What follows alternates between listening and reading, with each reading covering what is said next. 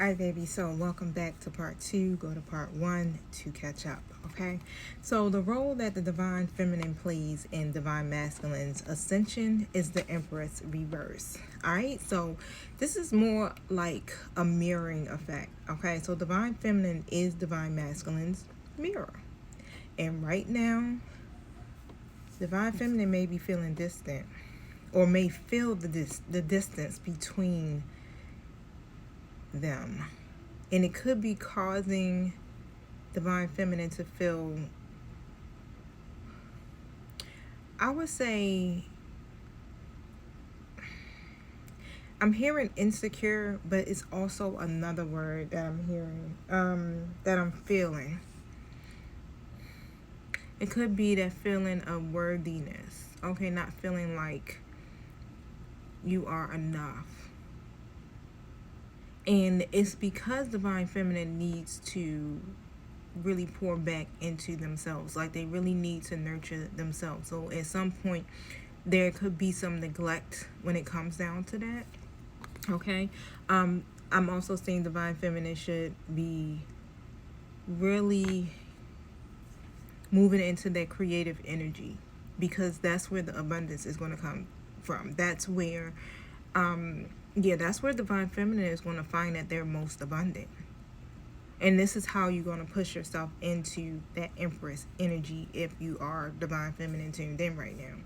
But otherwise, it's like divine feminine's absence or divine masculine's inability to receive their energy is triggering the abandonment wounds. Okay. And so because divine feminine is coming out as this reversed presence, it's teaching divine masculine about nurturing themselves, right? It's also teaching them that you can't demand it either. This is something that must be earned. It's like it's one of these things, like it must be honored and it must be earned, right? Because divine feminine is supposed to be the Empress, right? Upright. And this, again, like I said, when you're in the presence of a divine feminine, you know, it's an honor, right? Because this is divine feminine is next to, this is a goddess here. 2, 3, 4 on the timer, okay? And spirit is trying to support divine masculine's transformation right now, right? And that's still coming through with that 2 of Cups energy right here, so y'all can see it. Let me put it in front of me myself, okay? But it's still that mirroring effect, because when I look at the 2 of Cups, I see 2 people with the same cup in the same stance, looking at each other in the same way, right? And it's that mirroring energy. It's like through mirrors, these soul connections and these divine counterparts that the masculine has encountered, okay, is supporting it. And a lot of the support, again, is coming from spirit, from the spirit realm, from their angelic guides, from their, like I'm seeing all of this with that 2 of Cups energy. Like everybody who is aligned in a part of the journey, right, in a positive way, right? So that's how I'm seeing it, okay? It's like it's unified, those partnerships, those connections. But spirit is using the emotional realm, especially when it comes to love, okay, to awaken divine masculine. So every connection, even the painful ones, is a part of divine masculine's ascension, okay? Because love is what? It's both the lesson and the catalyst, right? It's the catalyst to the awakening. And so you have to have these. So every person in divine masculine's life serves a purpose, even the karmics, right? They have a contract. The karmics are there for what? To teach the lessons, okay?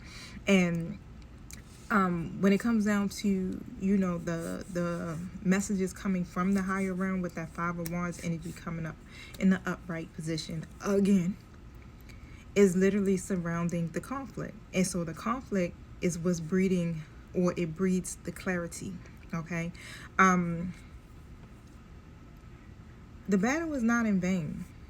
And so the masculine is being forged through fire, right? And guess who comes out? What comes from diamonds, right? Divine feminine, right? And that's how I'm just saying it's like it's an intertwine of the two becoming one. But however, it's a lot of inner conflict. It's a lot of inner chaos. That's how I'm seeing it. I just seen 515 on the timer, right? And so, especially when it comes down to the connection in the partnership and you guys building together and having something equal, okay? It's a struggle there. But the chaos is clearing the actual path, okay?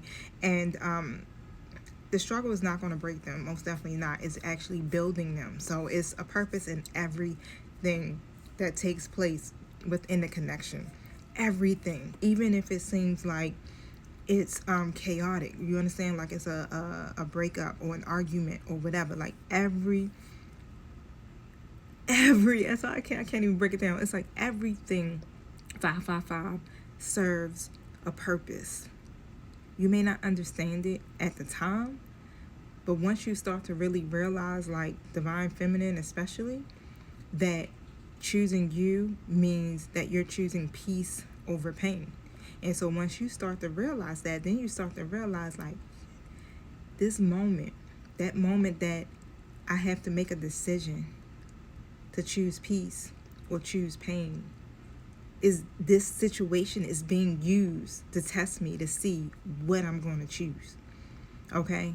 So once divine feminine, breaks that struggle, that conflict within, all right, I feel like, again, it's going to mirror back to the divine masculine, okay? And that's also what's helping to build them. And, literally the divine is, really encouraging them to stay in the fire. Their truth will survive it. They got to stay in the fire. It's no shortcuts around any of this. 707 on the timer, okay? And so in order to be, I guess, forged in gold, diamonds, whatever, you have to, and I don't want to say endure, but you got to go through the fire. All right? So once divine masculine decides, you know what, I'm going to rise above my shadow side, I'm going to surrender the need for control, divine feminine, and they are ready to lead with their heart and not their ego, then guess what? We got a unified partnership, okay?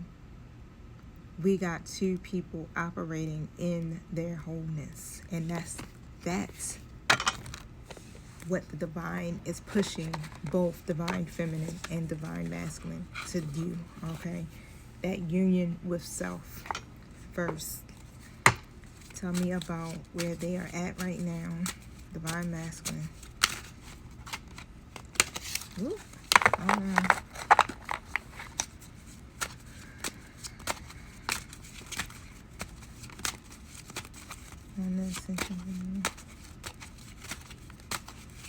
Fingers.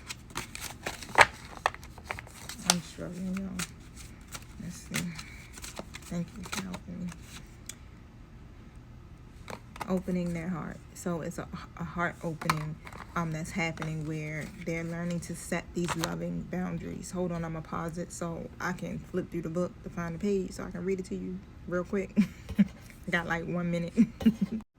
Okay, so this card reveals that the divine masculine is being called into emotional vulnerability, a place where they may have long resisted.